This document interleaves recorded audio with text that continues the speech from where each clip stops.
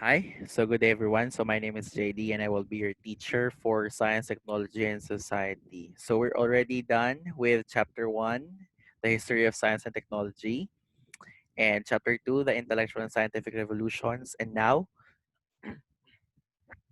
we're going to science and technology in the Philippines. Sorry. Okay, so yeah. So we'll be discussing about science and technology in the Philippines. So let's jump right into it. So chapter 3 is science and technology in the Philippines. Just like what Ogawa said, every culture has its own science and technology, and even Philippines no has science and technology. The science and technology in the Philippines, the scientific and technological developments in the Philippines began in the ancient times of the Philippines. So this is known to be the pre-colonial period. So this chapter will not present a chronological event in the Philippine history, but will present relevant structure and status of science and technology in the ancient and modern Philippine society. The science and technology in the Philippines continues to thrive towards the development and innovation led by the current Department of Science and Technology of the country, continues to support the advancement of science and technology and its roles towards nation building. This chapter will also consider the status of science and technology in the Philippines today. So, science and technology in the Philippines did not start when during the Hispanic period. No, I will not be discussing the history of the Philippines chunked into pre-Hispanic or the pre-colonial, colonial, and post-colonial period. I will not be discussing the science and technology in the Philippines in that manner, but I will be discussing the science and technology in the Philippines, starting off with the ancient Philippine society and its contributions, and then we'll proceed to the other relevant scientific advancements in the Philippines. Okay? So the learning objective is identify historical events in the Philippines that influence science and technology, but not chronologically. Explain the implications of the colonization of the Philippines in the light of science and technology. Recognize that there was a sophisticated civilization in the Philippines prior to the colonization. Critique the situation of the current science and technology in the Philippines. Illustrate the science and technology of the Philippines in the future. Draft a government policy for science and technology in the Philippines. So these are the learning objectives of this chapter. So let's start with discussing lesson 13. The first topic that we will be discussing is in science technology in the Philippines is the lesson 13. The lesson 13 is about the ancient Philippines, the heritage of the ancient world. So I would just like to clarify no na ang science and technology ay hindi lang po yung galing sa Western civilization, no. As Ogawa stated, every culture has its own science and technology. So in the ancient Philippine society, Philippines is an archipelago. There are a lot of cultures existing, a lot of traditions, no. Um, Prior to the arrival of the Spaniards or the Spanish conquisition, we already have existing belief. We have already have existing uh, understanding on our own science and technology. Well, ang Pilipinas kasi ay hindi political empire kagaya ng ancient Egypt, ng ancient China. No, they don't have a king or a queen. The Philippines is not a political empire. Ano ba ang Philippines? Ano ba ang structure ng society ng Philippines? Ang structure ng society ng Philippines ay it is not a political empire but it is a social unit. Now, it is a social unit because of its archipelagic structure that meron sa Luzon, Visayas, and Mindanao. In fact, wala pang concept ng Philippines before, but there is already trading, intertrading among the cultures, no?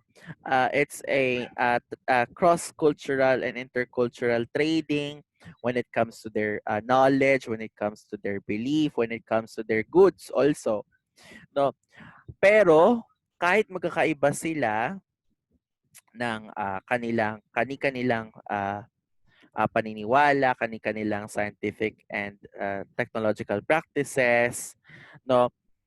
One thing is in common, whether you are in Luzon area, Visayas area, or in Mindanao area, there are three major figures of foundation during the ancient Philippine society. No? Ang tawag sa sinaunang lipunan ng ating bansa, merong tatlong figures of foundation. Sila yung kinikilalang leader ng bawat community. At sila itong tatlong nakikita ninyo sa picture. Ito ay ang mga lakan o ang mga datu o ang mga sultan. Itong nasa side na to. Ang nasa gitna naman ay mga panday. At yung nasa ang nasa gawing kanan naman ay ang mga babaylan o mga katalonan. Sila ang kinikilalang figures of foundation ng sinaunang lipunan.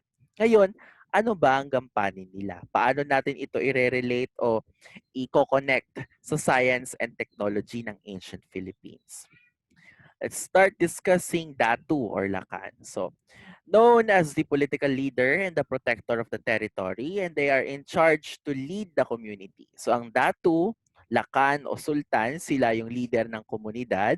Sila yung inaasahan na pangunahan ang kanilang unit, ang kanilang social unit. No? Iba ang Datu o Lakan ng lugar na ito. Iba din naman ang Datu o Lakan ng kabilang isla.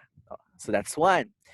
Now, yung dalawa kong sunod na i-discuss na figures of foundation largely contribute to science and technology. For Dato and Lacan, they are large contributors of political, social, and economical, no? Pero ang Panday at ang Babaylan na aking tatalakayin ay hindi lamang sa ganong aspeto. Sila ay may kontribusyon sa science and technology. Okay. Panday. Panday are known as experts in techne. If you remember our discussion, no, techne is applied knowledge, an applicable knowledge. They deal with metallurgy and agriculture. They are called the Filipino architectons or the Filipino engineers of the ancient Filipino civilization. They are the builders and the blacksmiths of the community. One of their major products are weapons for hunting and for battle, which are native swords called kampilan. So Panday, hindi lang po ito yung hindi lang po sila tagagawa ng espada. No, ang Panday, no, this means skillful hand. Ibig sabihin, napakaraming talento ng kamay na ito. Ang ibig sabihin ng Panday. It is also somehow related to the Indonesian word pande, no? The Panday, the skillful hand. Because they are skillful. Kaya nga, we associate Panday as experts of techne because their knowledge is applied. Their knowledge is skillful. Kaya, expert sila ng techne. Okay, so that's overview of the Panday. Now, Babaylans. Okay. Babaylans or the Catalonans are known to be shamans or spiritual leaders of the ancient Philippine civilization. Most of them were women, but the title is not exclusively gendered. This is a proof that women in the ancient Philippine society are especially regarded in their roles. So anong ibig sabihin ng lines na ito? Ang mga Babaylan at Catalonan, they are spiritual leaders of the ancient Filipino society. Okay? They are the priestesses. Now, pero ang pagiging babaylan o katalonan ay hindi eksklusibo lamang na para sa babae. Gayon din ang pagiging panday. Ang pagiging panday hindi lang dapat lalaki. Pero ang dato at lakan talagang largely or dominantly lalaki iyan. Pero ang Panday at Catalonan, mostly lalaki ang Panday, mostly babae ang Catalonan, but it is not exclusively gendered. Ibig sabihin, maaaring babae ang maging Panday at maaari ding maging lalaki ang Babaylan o Catalonan. Basta meron sila ng mga skills na kinakailangan. Ang mga babaylan, ayon kay Zeus Salazar, si Zeus Salazar ay isang Filipino historian at archaeologist na sa sinaunang lipunan o sa ancient Filipino society or ancient Philippine society, ang mga babaylan ang may hawak ng gampanin patungkol sa kultura, relihiyon at sa medisina at nagpapanatili ng daloy ng karunungan at ng buhay sa kanilang komunidad. Ang mga babaylan ay may tatlong mahalagang gampanin. Una, they serve as spiritual leaders. It was said that they communicate with the ancient Filipino deities as liaisons to the people, kagaya ng mga pharaohs ng ancient Egypt. Now, sa ancient Egypt, they also have representations, no? But then again, the Babaylans has the capability daw to communicate with the what do you call this? To communicate with the Anitus, okay? With the Anitus or the uh, ancient Filipino deities. So that's one of their uh, roles. Number two, they are also teachers. Um, if you watch as an old Filipino serye in GMA called Amaya, wherein Marian Rivera plays a role of Babaylan. As you can see, the functions of Babaylan, they also teach in the ancient Philippine society because, again, they are in charge in channeling the knowledge, channeling the existing tradition, culture, no, of the uh, current society to the next. So, kaya sila yung nagtuturo ng literature, sila din yung nagtuturo ng knowledge transfer sa susunod na mga henerasyon. At no, if you remember our discussion in the chapter 1, lesson 1, the alchemists, they are also considered to be the alchemists, physicians that practices healing techniques with the use of plants by understanding the natural world, because the Babaylans or Catalonans are also considered as natural philosophers. They are also responsible in the ancient astronomy and astrological practice of the society. But then again, because of the Spanish conquistadors, conquisition in the Philippines, this died. I will explain that later on. So lesson spotlight, the Babaylans practiced natural philosophy, not the Western philosophy, but the Asian or Filipino natural philosophy, the episteme, diba? The episteme is a theoretical knowledge, while the Panday practiced the art of building, useful knowledge, that is technique. Okay, so may counterparts tayo. Ang natural philosophers natin ay mga babaylan, ang mga panday naman ang mga techne. Now, what did you notice? Sa tatlong figure of society, sa three major figures of society, tatlong matataas na tao no sa sinaunang lipunan ng Pilipinas, anong nahalata ninyo?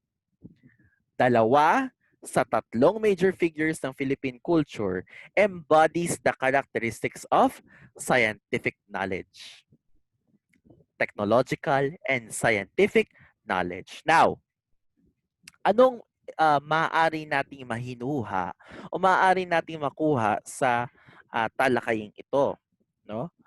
Ibig sabihin, ito ay ebidensya na maaring mataas ang pagtingin sa antas ng science and technology noong sinaunang lipunan ng Pilipinas. 'Di ba? Maaari 'yon. Dahil sa tatlo, no? Dalawa ang sa tatlong matataas, no? sa lipunan, sa sinaunang lipunan, ang panday at babaylan ay may mga masasabi nating angking karunungan pagdating sa science and technology. 'Di ba? Ibig sabihin, ang mga namumuno nung panahon na yun ay talagang may angking karunungan at kaalaman.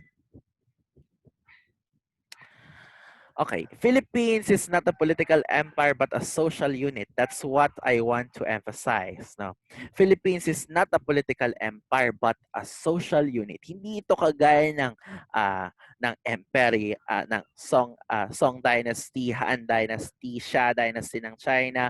Hindi ito kagaya ng pharaohs no during the ancient Egypt. Hindi din ito kagaya ng Western civilization na may kings and queens na nagpapatakbo ng isang kaharian. No. The Philippines, because of its archipelagic structure, it's an archipelago, ay mayroong iba't ibang leader sa bawat community.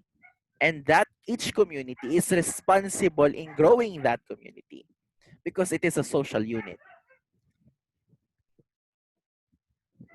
There were numerous scattered, thriving, relatively sufficient and autonomous communities in the Philippines.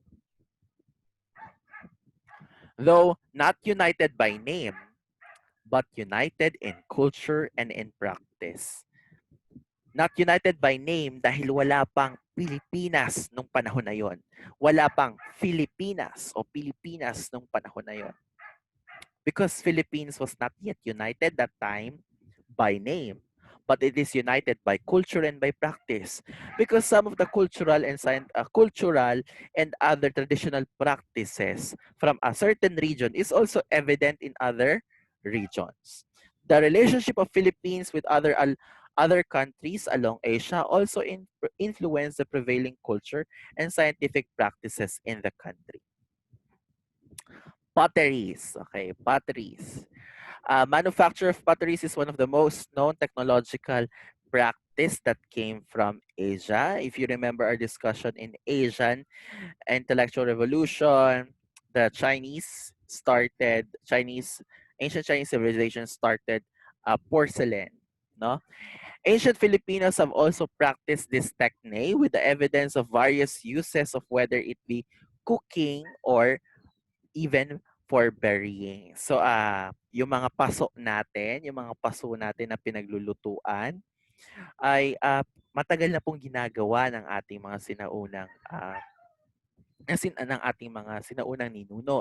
ninuno. So, they also, example, cooking foods. Marami tayong pagkain ngayon, no, delicacies ng bawat community na sa atin talaga nanggaling at hindi nag-originate sa mga mananakop natin. The art of burying in some of the areas of the Philippines involved mummification. This practice was preserved until the arrival of the Spaniards, and the cave of the containing mummies remained untouched until 19th century. Now, mummification. So mummification is practiced by the Egyptians, 'di ba? And they place these mummified bodies, no, in certain tombs. Ganon sila. Pero tayo here in the Philippines, in the ancient Filipino civilization, what we do is we mummify and we put them inside the jars. No? These jars are called Manunggul Boreal jar or Maitum Boreal jar. These are examples. Okay, these are examples. The Manunggul Boreal jars and Maitum Boreal jars are some of the numerous jars discovered in the caves which were believed to be burial sites of the ancient Philippine civilization. Most of the Manunggul Boreal jars were found from the Tabon Cave complex in Lipuon Point, Quezon, Palawan. These jars were excavated in March 1964. The jar was unique and creative and have a creative covering feature, a boat of the dead, which can be related to ethnological and cultural link. These jars contain mummified bodies. This is an evidence that the art of useful science plays a vital role in the culture of science of the ancient Philippine society. What does it mean by art of useful science? They put art. Example, let's take a look at the Manunggul jar. The Manunggul jar is an art. Anong purpose niya? The purpose is it serves as a burial jar. Okay? So it has a purpose. Ibig sabihin, there's techne in that, and there's also an episteme in that by adding the mummification. At kung titingnan natin ng takip ng Manunggul jar, ang takip ng Manunggul jar ay may dalawang tao. Okay, may dalawang representation. Sabi nila, these are the other one is the boatman, maghahatid sa kabilang buhay. At yung isa naman ay yung kaluluwa nung namatay na nasa loob ng Manunggul jar. What did you notice? This is also somehow similar to the ancient Egyptian belief of the boatman, and even the Greeks have it, and even the Romans believe in the boatman. But we do not know kung nagtagpo nga ba ang mga kulturang ito. O sadyang sabihin na nating nagkaroon ng um, unified dreaming or unified thoughts, no? Na maaaring nabanggit natin doon sa intellectual revolutions, no? Na kahit hindi nagkita ang dalawang kulturang ito, pero naisip ng mga tao, no, na posible itong paniwalaan, no, at ginawa nila, 'di ba? But we do not know if the ancient Filipino civilization was influenced by the Egyptians or by the Greeks in doing that sculpture or doing that jar. Okay, the Panday were masters of art and craftsmanship. They practiced techne, creating pots and jars. They are also responsible in iron melting and regarded as blacksmiths of the community. So usually kasi pag sinabi nating Panday, we only associate it to blacksmith, to paggawa ng espada, no?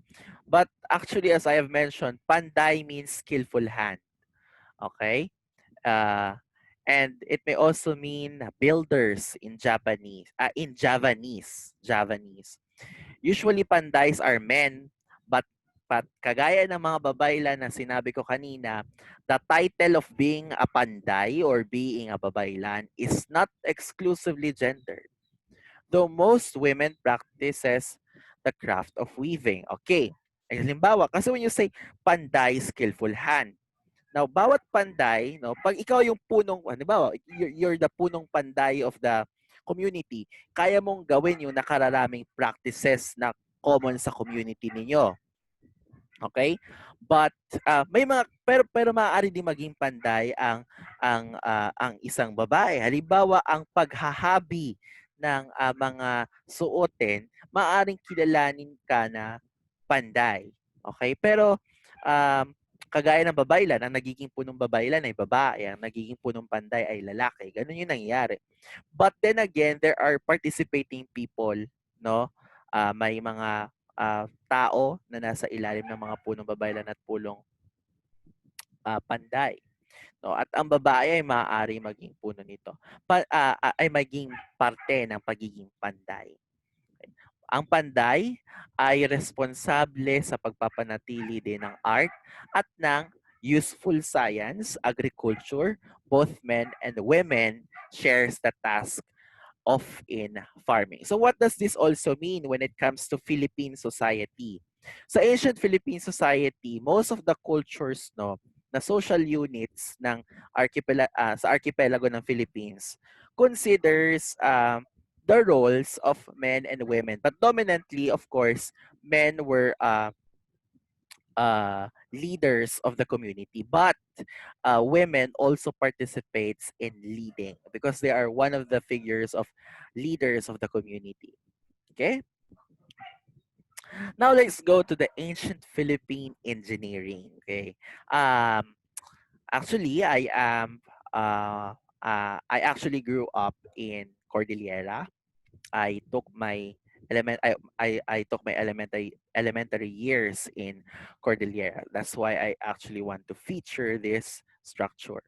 So one of the engineering features of the ancient Philippine society can be observed in the Cordilleras.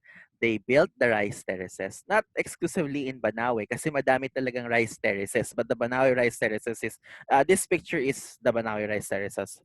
Uh, pero madami kasing rice terraces across Cordillera. Like may rice terraces din sa Mountain Province, may rice terraces sa Ifugao, Kalinga, Apayao, no? And bawat district pa ay may kani-kaniyang mga um, rice terraces pa. So, the sophistication in engineering and agriculture can be seen in the entire region. If you remember our discussion on the science, on the scientific and intellectual revolution, no, the ancient Asian civilization that China had to understand new hydraulic and new uh, uh, rice culture or rice ripening technique from Champa, because the Southeast Asian region, no, including the Philippines, have a very good skills when it comes to rice planting and also rice production. So the structure and the art of farming of the Filipinos allowed to cultivate the crops on the mountain side in spite being in cold temperature. So if you remember the Song Dynasty during the ancient Chinese civilization, uh, reintroduced, no, to the ancient China a winter production of rice.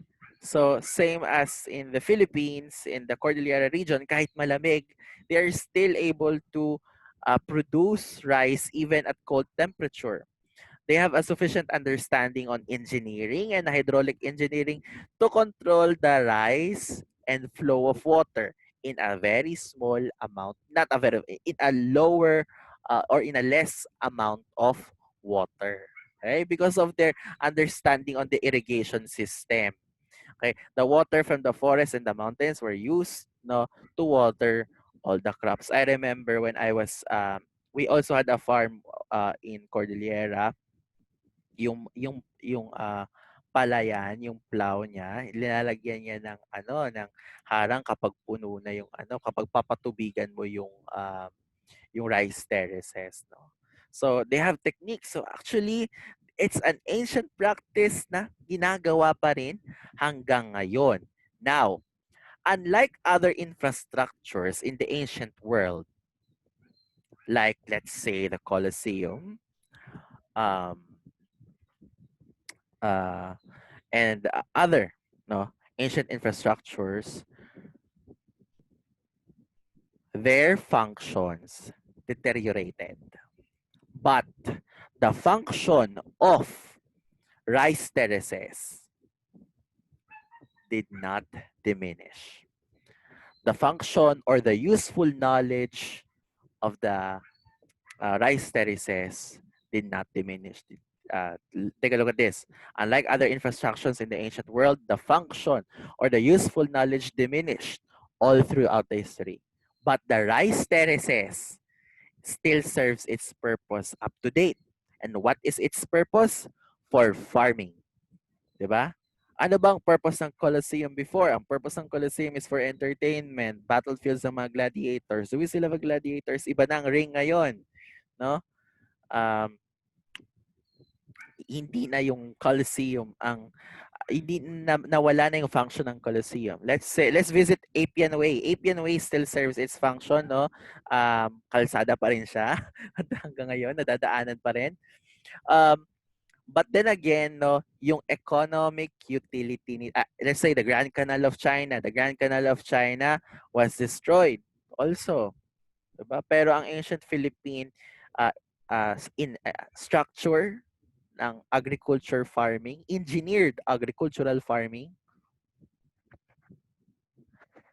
matibay pa rin hanggang ngayon.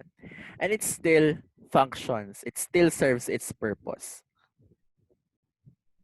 The art of farming and agriculture engineering is still evident today. The rice terraces continues to serve its purpose as one of the major sources of food production and the portal to the rich, ancient Philippine society. So I actually believe that Philippines is a very rich country because of our natural resources. But it's just how we use it, no, how we nurture it. Siguro dun lang nagkakaroon ng problem. But the Philippines as a whole is very rich in different natural resources. Okay, so I forgot to mention that the Rice Terraces is built by the Panday also of the community that time. Okay, the communities that time. So as I have said, bawat kultura, but I don't think Panday ang tawag. Iba yung tawag nila sa mga ano nila, sa mga skillful hands nila. Okay?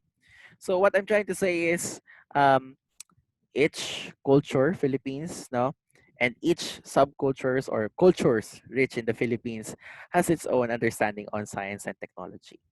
So ibang farming sa Luzon, ibang farming sa Visayas, farming techniques rather, ibang farming techniques, iba-iba.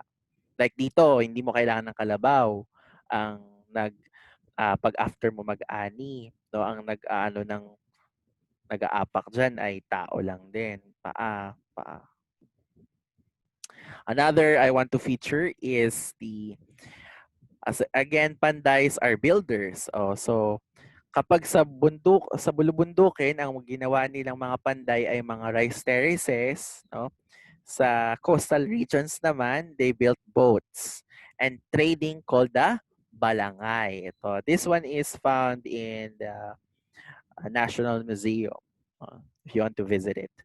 During the 10th century, sorry, I also forgot the Rice Terraces was said to be built at around 900 AD.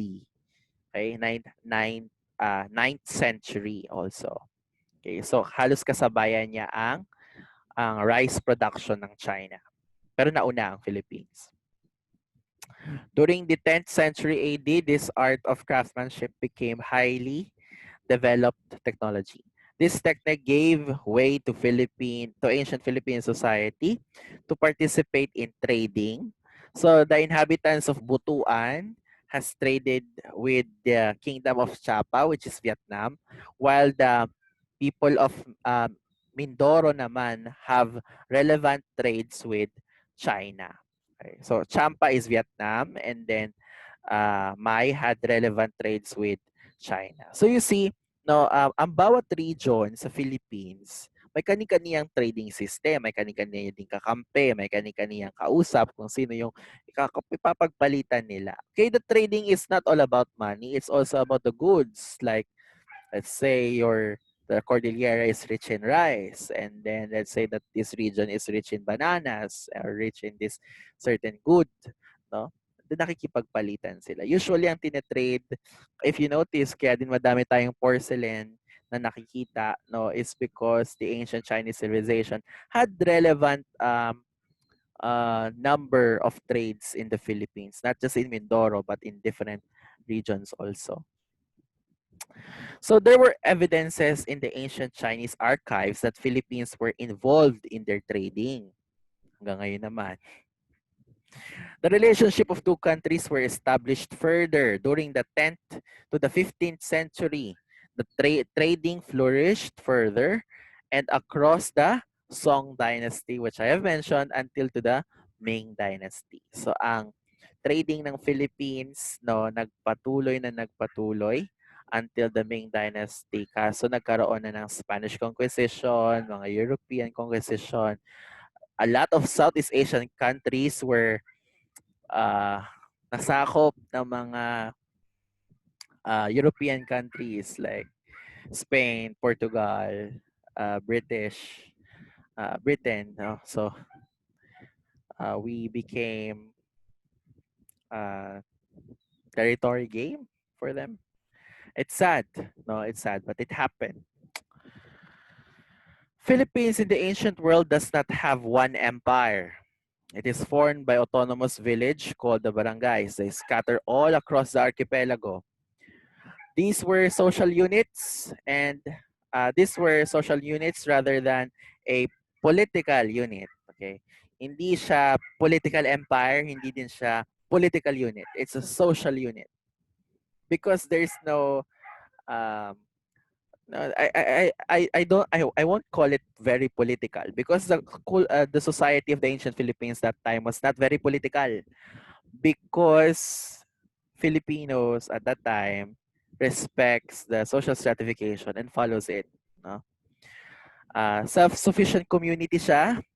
Ang mga barangay, bawat barangay ay self-sufficient community, meaning they can survive on their own, depending of course on the leadership, on the knowledge of the three figures of foundation like the Babaylan, the Panday, and the Lakan or Datu.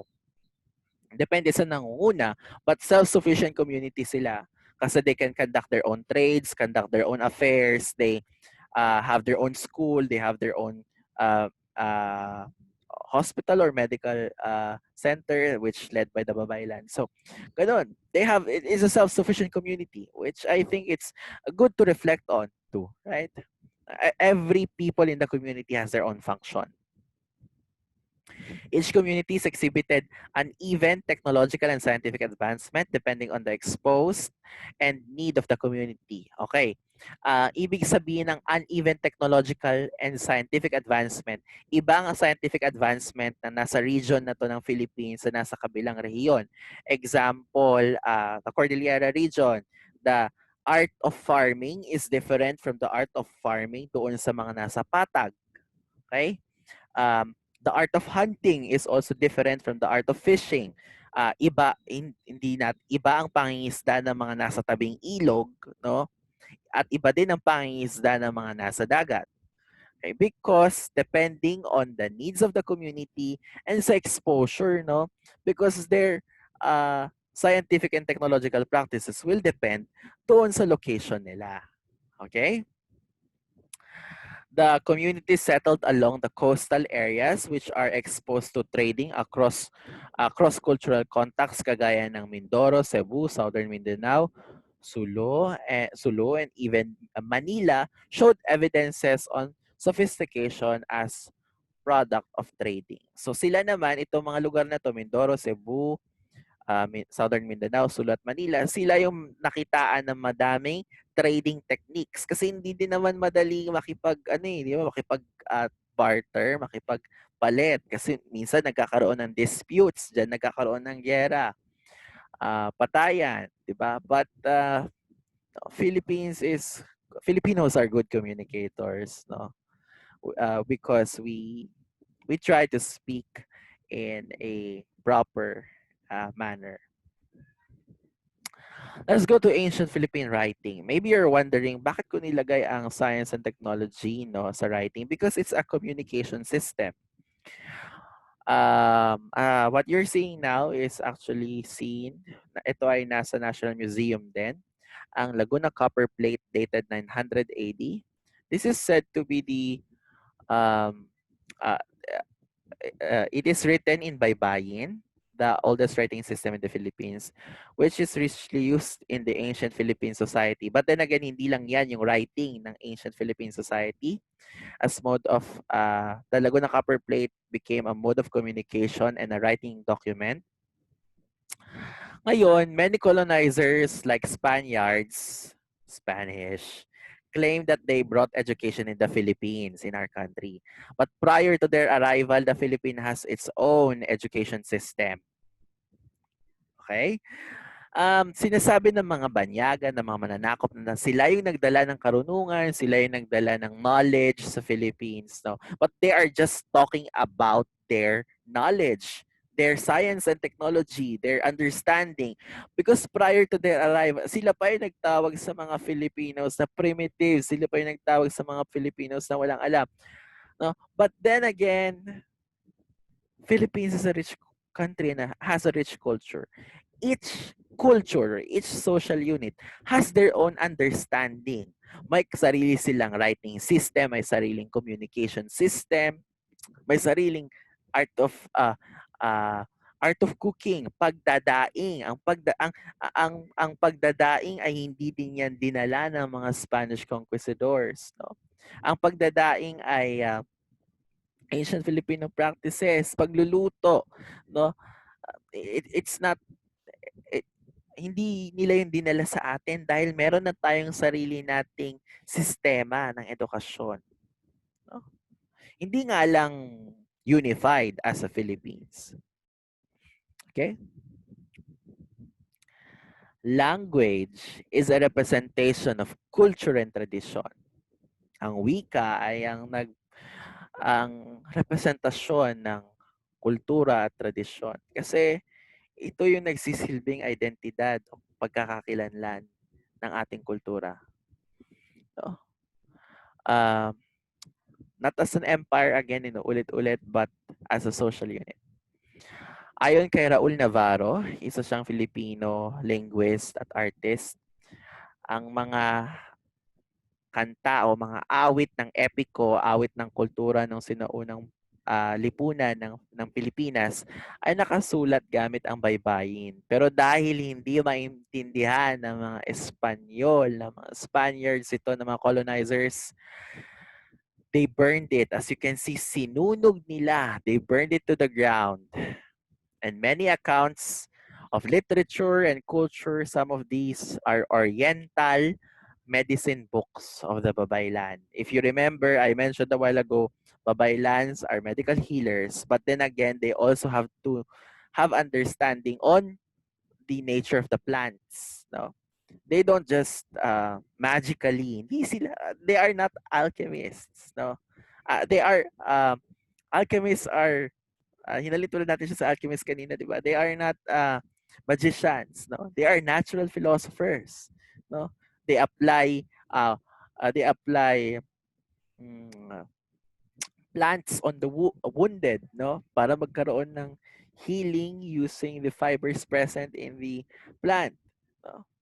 And some of these medical practices was burned. Sinunog ito ng mga Espanyol dahil hindi nila maintindihan ang nakasulat doon at sinasabi nila na sila ang nagbigay sa atin ng karunungan. Right? Parang, what? Sorry, I'm being, no, because Filipinos, no, we have rich culture, we have rich knowledge, but inaangkin na, na ang karunungan na meron tayo ay binigay ng mga mananakop.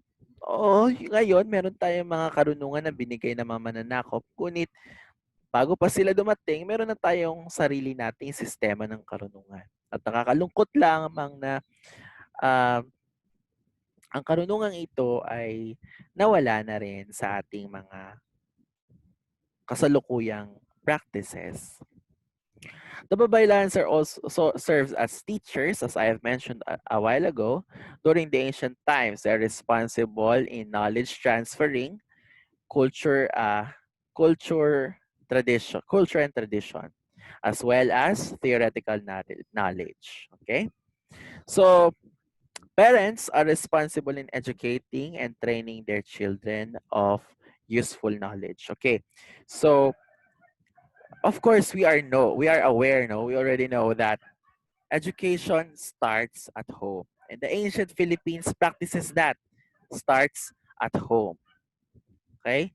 Ang edukasyon ay nag-uumpisa sa tahanan. Hanggang ngayon, pinaniniwalaan natin ito, ginagawa natin ito, no? Pero ano nga ba ang kinaibahan ng edukasyon ng Philippines dati sa education ng Philippines noong panahon ng mga Espanyol? Isa sa mga relevant differences nila is education is accessible to both men and women, providing an impression of mutual respect to both genders in the ancient Philippine history. Maaring hindi sa lahat ng social units sa Pilipinas, no? Pero generally, education is accessible to both young boys and young girls. But that is dependent again on the social unit and what is necessary. Halimbawa, ang pangangaso, ang pagtatanim, ang paghahabi at pag-iisda. Ito ay tinuturo sa mga young boys and young girls. Again, that is dependent on the nature of the culture. So nagbabago ba, nagva-vary, but dominantly education is highly available to both young boys and young girls. Dumating ang mga Spaniards dito sa Philippines, they didn't even open an education for Filipinos, no, but they only opened in 1863, opening of the normal schools. But prior to that, they did not provide education. They did not give us education. They enslaved us. There are only few written documents that depicts the culture and tradition and the status of science and technology in the ancient Philippines. But through artifacts, excavated archaeological expeditions, there are proofs that Philippines had a certain level of sophistication. Ibig sabihin, meron tayong level ng angat, no, sa mga regular na sa mga ibang kultura sa labas ng ating bansa. Meron tayong certain level of sophistication, meron tayong certain level of achievement. No? When it comes to uh, uh, social depiction or social, what do you call this? Social culture, okay? So here is a picture of the Golden Regalia. This can be seen at the Ayala Museum. So Ayala Museum can be seen in Ayala. Yeah, can be seen in Ayala. Sa top floor, I think it's a top floor, no. They house a lot of gold artifacts. A lot of gold artifacts. Ang tawag nila sa gallery na to ay the Golden Ancestors. So, Golden Ancestors. So, this is a gallery in the Ayala Museum sa top floor. I think it's in the top floor. Na nagre-range yung mga karat gold nila from 22 to 24 karat gold artifacts. Um, and no, makikita nyo doon itong Golden Regalia, figurines, belts, bows, and even other gold artifacts. One of the most sophisticated gold artifact in the museum is the Golden Regalia. It was made of detailed gold beads and gold threads and gold cords. Detailed po yan detailed na hinabi na ginto. If you remember, if you try to revisit one of the first picture I showed in this video, wherein may tatlong figures of society, si Datu ay may suot na golden regalia. Okay, because this also represents position, this also represents power. If you also try to watch ancient Filipino series in the Philippines, no, lahat sila laging may gintong suot, laging may gintong suot. Actually, some of the uh what do you call this, some of the golds worn in the film and in the serie Amaya in GMA was lent by the Ayala Museum na totoong ginto talaga yung mga binigay. So, totoong ginto talaga yung mga ginamit. So, gold is representation of power. It is also a representation of social status. It is a certain representation of social power. It's also a representation of uh, of a position, no, sa social stratification ang gold. So, Philippines is actually really rich in gold. Madami tayong gold reserves dito sa Philippines. Okay, gold is one of the natural resources of the Philippines, written in the Boxer Codex, no, a manuscript written in 1590 about the illustration of ethnic groups in Southeast Asian cultures. The Philippines is depicted as people wearing a piece or more of gold as part of their daily wear. So a lot of Filipino cultures shows that whether you're in Luzon, Visayas, or Mindanao region, meron at meron kang suot na ginto sa iyong katawan. Okay, whether it be a bracelet, whether it be an earring, a headdress, even male has their own headdress of gold, necklace, no, puro ginto. If you try to watch the documentary by Miss Mel Chanco, the of GMA, ang Gintong Pamana, I think, you'd see how rich the Philippines is. Showing that the Philippines has a certain level of sophistication. Both men and women wears gold across the social strata. They wear gold across the social strata. So what does that mean? Um, I'm not totally sure about all other cultures in the Philippines, but generally,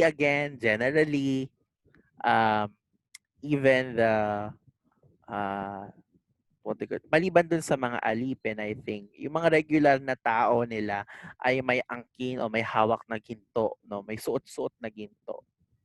No, hindi lang si Datu, hindi lang si Raha, hindi lang si Datu, si Sultan, no, pamilya niya, hindi lang yung tatlong figures of ano ang may hawak, may bit-bit na ganon, no? Pati yung mga regular na tao, commoners, has their own gold um, uh, wares, no, sa kanila.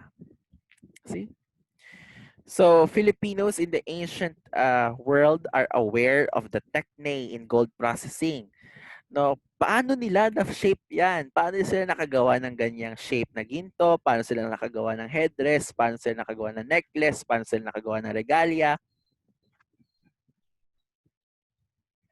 Because the ancient Philippines are aware of gold processing.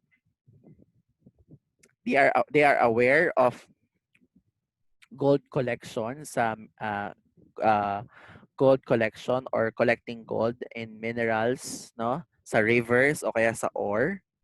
They are familiar on how to get this gold. And then they are also familiar on how to design it. Halimbawa, yung panig, nakakagawa sila ng bowl na shape ng coconut shell. Nakakagawa sila ng gold uh, mat with banig patterns na para sa belt. Meron din silang seashell patterns for jewelry accessories.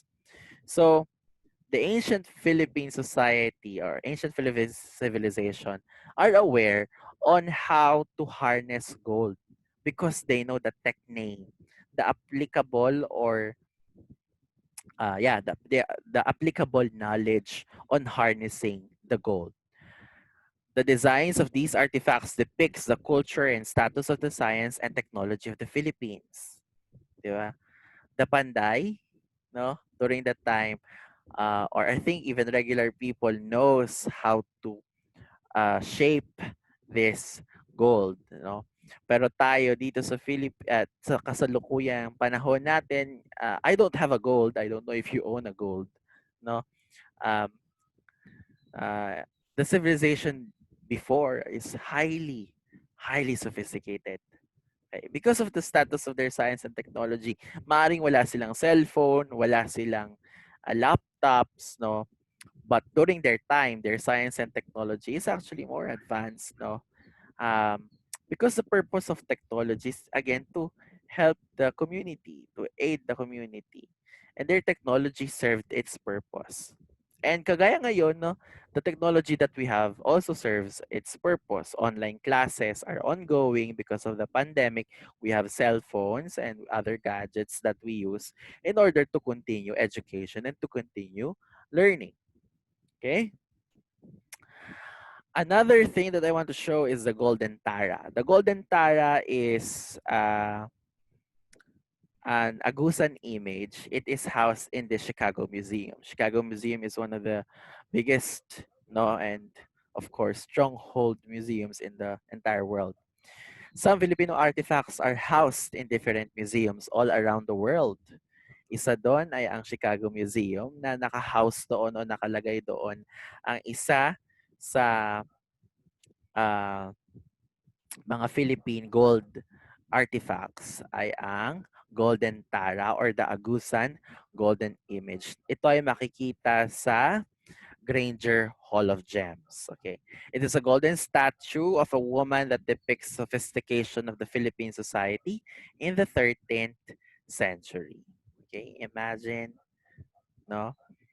And Golden Tara is also um, well, it is a Filipino.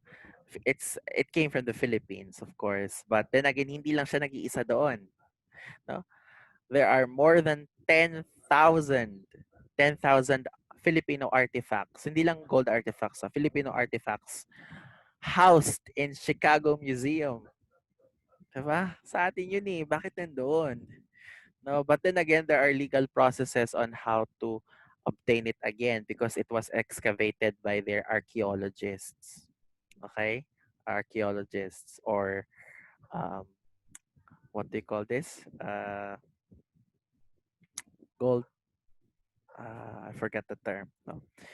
But yeah, this is hindi lang sa Chicago Museum 'yon, madami pang museums na nakahouse ang mga Philippine artifacts. Because again, we have a very rich culture and diverse culture. Here in the Philippines, only few people visits museum. Do you know that um, yung dami ng tao na pumupunta sa isang mall, sa mall sa isang araw, yun yung dami ng tao na pumupunta sa museum sa isang buong taon at nakakalungkot. No? Again, museum is a portal. It's a portal for learning. It's a portal for the ancient world, no? Para, again, kaya natin inaalam yon para malaman natin yung kultura nila, kung gaano nga ba kayaman ang kultura natin, at paano natin may iwasan yung mga pagkakamaling nagawa nila, at ma-appreciate din natin yung kultura na meron tayo. The Philippine textile. The clothes that we wear also represents culture that we have. The art of weaving is one of the most evident sophistication of the Filipinos in terms of science and technology. Textiles, being one of the necessities of people, also serves as a historical evidence. Different culture has different textile patterns. And even in Cordillera, kahit Cordillera region yun, may mga iba't ibang textile patterns, no? The oldest textile sample in the Philippines is a linen cloth found in a wooden coffin in island of Banton near northern Luzon along the ceramic piece dated in 14th century. Their cloth also exhibits sophistication in design that includes geometrical patterns and color combinations. Also recorded that the earliest existing specimen of a wrap tie-dye textile in the Southeast Asian region. Paano nga ba nagkakaroon ng kulay ang mga textiles? Okay, that's because of the ink that is being used, dye, inks that is being used na natural. Okay, during that time. And the patterns present in the textile also depicts the dominant features of the topography. Example, kapag may mga triangle na nandoon, ibig sabihin noon mabundok yung lugar. Kapag naman merong pa-zigzag, ibig sabihin noon may ilog, mailog yung lugar. No? Those are some general patterns that we can infer. And also, bukod sa different colors, bukod sa different patterns, different colors also shares no the feature uh,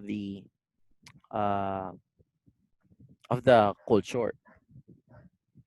The Philippines has a very colorful tradition and culture which depicts the different clothing patterns and clothing colors. Okay, the nature is the best architect. Observe the patterns of the textile across the country. It can be observed that the nature, culture, tradition, and livelihoods are crafted in these textiles. So if you're going to visit to check out patterns, example, I have here an Igorot pattern, no? An Igorot G-string. It's called linchum. We call it in Cordillera linchum. In Kadaklan, we call it linchum. No, there are patterns present here, and there are also patterns present in other cultures, no, because this depicts also their identity, which I have mentioned a while ago. Kapag may triangle, kapag may bulaklak, kapag may zigzag, that's not only a pattern. Okay, the pattern depicts the dominant nature, the culture, and tradition of the community. The color of the textile can be seen in ancient Philippine society because they already possess understanding of harnessing nature as a source of coloring for clothes, they use it for dyeing the textiles. Okay. The Philippines has more than 100 plant-based dye source. The Cordillera is one of the richest uh, part of the country that maintained the culture of weaving textile until today. In fact, they have bags, the Sagada weaving, which actually has bags also. I also saw an online shop, a shop called Akabaka. Tama ba? Yeah, Akabaka. It's a modern bag na may halong uh, cultural printed uh, patterns ng Philippines. Across the region, it can be observed that there are different prevailing patterns and colors indicating their culture. Some hold symbolism that are still considerably sacred until today. So may mga textile, no, may mga patterns na halimbawa, hindi lahat ng binibili mong example, you're from Metro Manila and you're not aware of the textile pattern. If you visit a certain community, let's say you visit in Visayas or Mindanao or in Cordillera region, pumunta ka doon at pumili ka ng pattern, you ask the seller if the pattern is suitable for table clothing. Pwede ko ba yung ilagay sa table mat?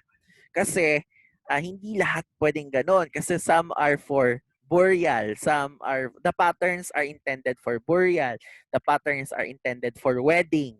Okay? So you should ask, no? Magtanong kayo kung ano nga bang indication ng pattern because that is also a way of respect to them. The ancient Philippine society gives importance to the connection of nature and tradition by nurturing the tradition that serves as identity of each social unit. May kanya, bawat, di ba, if each social unit in the Philippines until today has their own tradition and cultural practices. So imagine, no, kung during pre-Hispanic period meron pa yon, 'di ba? Kasi tayo ngayon meron tayong unified concept na of Philippines and Pilipinas because of the Spanish conquisition. But during the ancient times, no, wala. So, what do you think that could be seen, no? So, ibig sabihin sobrang rich kasi nung dumating yung mga Spaniards and ibang mananakop na dagdagan na yung kultura. Eh ngayon, kung titingnan natin bawat kultura may kani-kanyang identity, 'di ba? Eh kung walang mananakop, edi mas evident yung differences, 'di ba? The legacy of weaving textiles originated from different ancestral tribes that was passed down until today. The culture of weaving must still continue because it's actually wonderful. No, the Philippine Textile Research Institute of DOST (PTRI) is dedicated to maintaining this industry and preserve culture. Weaving is an art and an important part of the Philippine culture influenced by techne and episteme. Paano ko nasabing episteme? Techne because the art of weaving requires skills, application, because weaving is something we wear. Now, the reason why I place episteme because we don't just wear it, because it has certain level of representations. Not just your social stratification, yung antas mo sa lipunan, no? Pero pati yung um, nasa paligid mo, yung existing culture mo, yung kalikasan, no? That's how textile industry is very important. Okay? And then that's why DOST supports and under PTRI supports or aims to continue this industry. Because this industry, the textile industry, yung paghahabi sa iba't ibang panig ng Pilipinas, ay nagpapakita ng mayaman na kultura ng ating bansa. No? Okay. Indigenous art of healing, the Babaylans, again. No? Okay. If you notice, my discussion is Techne, Episteme, the Babaylan, and Panday, the Babaylan and Panday. Engineers, I featured the sa ancient Philippine engineers, I featured the pandays. And now, sa healing, again, because one of the functions of babaylans are medical healers. Okay, so they have scientific medical arts. They practice, the babaylans or the Catalanans practice scientific medical arts. They use hands-on healing art, on healing art that involves plants, intuitions, and massage. Of course, with rituals, kasi nga they are still, what they call this, religious leaders also. So may halong ritual yon. Kagaya nga din uh, ng ancient Indian civilization, that their math and science is highly influenced by their belief, no? Kaya may rituals din. Ganun din sa Middle East, no? Yung science and technology nila, they relate it on their belief also. Kaya ganun din sa Philippines during that time, that laging may dasal, lagi pa rin may ritual silang ginagawa when they perform uh, medical practice. Halimbawa, there's a certain plant, medical plant talaga yon, whether dasalan nila o hindi, meron talagang medical property yung plant na yon. I hope you're getting my point, no? Okay. So, in this practice, in the indigenous art of healing practice of the Babaylans, they scan the body to diagnose the areas of energy imbalance, kagaya ng practice ng Ayurveda, no, ng India at sa ancient Chinese civilization, that pag may sakit ka, ibig sabihin meron kang imbalance, no? So, they check the energy imbalance, nagaganon muna sila, no? Kagaya nga, 'di ba, ng ancient Chinese civilization, no? So, which shows that our culture is actually shared, no? The art of science, the art and science of healing in the ancient Philippines existed for more than thousands of years. Each social unit has different techniques of healing, and they use the elements of nature in the practice. So, pag nanggagamot sila, ang gamit nila ay halaman. Halaman pa rin ang gamit nila. So, pero iba yung healing techniques nila. Iba yung nasa North, iba yung nasa Luzon, iba yung nasa Visayas, iba yung nasa Mindanao region. Because again, that's still influenced by their belief. Because Philippines has a rich culture, meaning we also have a very rich, uh, we have a lot of deities also. Uh, polygamous belief ang Philippines in the ancient Philippine civilization. And because of that, no, nagkakaroon din ng iba't ibang techniques yung paggagamot ng mga babaylan. So ancient Philippine society has a very rich and colorful culture and tradition.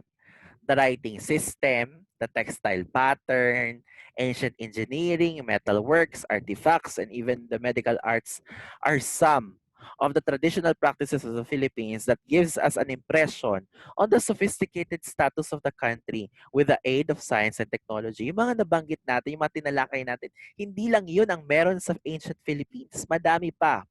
At yung mga natalakay ko ay topical lang. It's just the surface of the discussion. Anong ibig sabihin nito? Ibig sabihin na to ay mayroong angking karunungan ng mga Pilipino sa writing, sa paghahabi, sa engineering, sa metalwork, sa artifacts, pati sa paggagamot. Bago pa man dumating ang mga mananakop. Okay?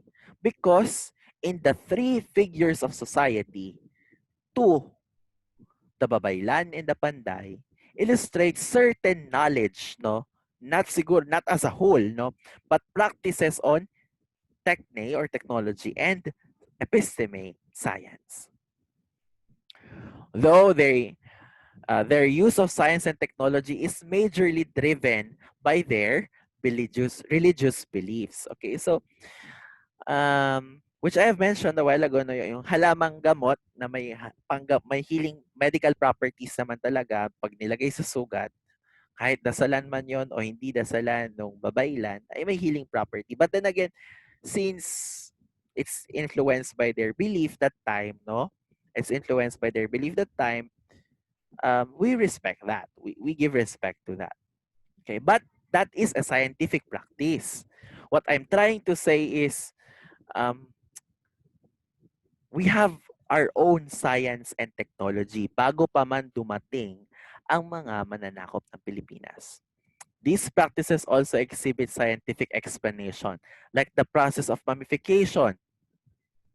Process of mummification. May scientific practice yon, may scientific explanation yon. Paggawa ng tapoy sa Northern Philippines, rice wine, that's fermentation. And other practices that involves ritual were actually result of techne and episteme. So, whether they do rituals or not, the reaction will happen. When they make tapoy, they make rice wine, whether they do rituals during that time or not, for the deities para gawin ng mga anito yung tubig na maging wine, no? Rice wine. Gawan man nila ng ritual o hindi, magkakaroon ng fermentation dahil sa mga nilagay nila. Okay. So yun. The practices of science and technology of the ancient Philippines died out because of the Spanish colonization. That did not only destroy the Philippine culture and tradition, but also deprived the Filipinos to harnessing and cultivating knowledge. Diba? Nung dumating ang mga Espanyol, hindi nagkaroon ng edukasyon ng mga Filipino. Hindi tayo nagkaroon ng access to free education or access to even education. Oo, sabihin natin ang University of St. Thomas was established in 1611. Yes, it is also the oldest standing university across Asia. But the education is not open to the Filipino public. Not until 1863 by the virtue of education decree provided the establishment of 2 free primary schools for both boys and girls for every town under responsibility of the municipal government. So how many years bago tayo binigyan ng education? Almost 300 years bago tayo binigyan ng edukasyon. Almost 300 years bago tayo binigyan ng oportunidad para ma-harness natin o mahasa natin ang karunungan na meron tayo. Now, it took hundreds of years before the Spaniards provided free education to Filipinos. But it took only more than 20 years to spark revolution. What does this mean? Ang mga babaylan ang mga guro ng sinaunang lipunan. Nung dumating ang mga Espanyol, ang naging target nila ang three figure foundations of society. Ang datu o lakan o raha o sultan, ang panday at ang babaylan. Ngayon, sino nga ba ang nagiging tagapayo ng datu, raha o sultan? Ang babaylan. Sino ang sumusuporta? Ang datu pa rin o raha o sultan pa rin ang nakaaangat. Ang panday at ang panday at ang babaylan pa rin ang sumusuporta o maalalay sa pagpapatakbo ng lipunan o ng community that time. Ngayon, sa pananakop ng mga Espanyol, silang tatlo ang kailangan pabagsakin dahil nga sa prinsipyo nila, cut the head and the body will fall. Ngayon, dahil nga ang mga guro ang mga babaylan ay guro at mga advisor ng mga leader ng community, sila ang hinanting, sila ang isa sa mga pinabagsak. Kasi kapag wala na ang mga babaylan, sino nang magbibigay payo sa mga sultan, raha, datu? Okay?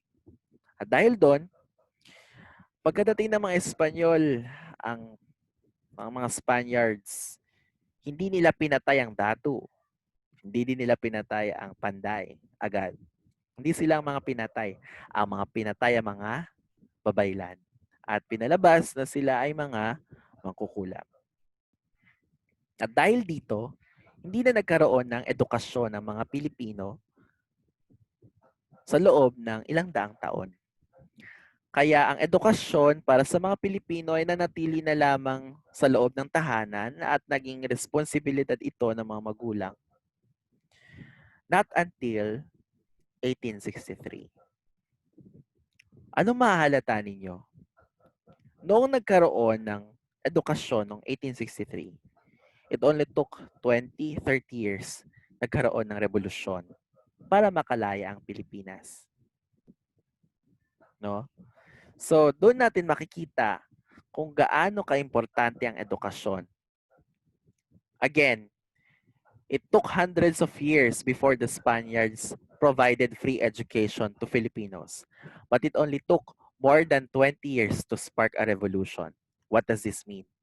Nung binuksan ng edukasyon sa Pilipinas sa mga lalaki at babaeng mga Pilipino noong 1863, nagkaroon ng edukasyon ng mga Pilipino, nagkaroon 20 years lang, 20 to 30 years lang, nagkaroon ng kamulatan, nagkaroon ng kalinawan, nang malaman ng mga edukadong Pilipino na bakit ang Europa, bakit ang Amerika, Estados Unidos ay ganito, pero ang aking bansa ay hindi. Okay? So doon natin makikita kung gaano nga ba kahalaga ang edukasyon. Gaano nga ba kahalaga ang pagmumulat, no? Para mapanatili ang daloy ng karunungan at mapanatili ang kalayaan. And that is the first lesson on chapter 3, the science and technology in the Philippines. So it's a very long topic. It's also very challenging for every one of us. No? Again, yung diniscuss ko kanina, hindi lang yon ang kultura ng Pilipinas. Overview pa lang yon. Kasi kung tatalakayin din natin ang bawat kultura sa bawat rehiyon ng Pilipinas, tayo ay aabutin rin ng taon. Okay?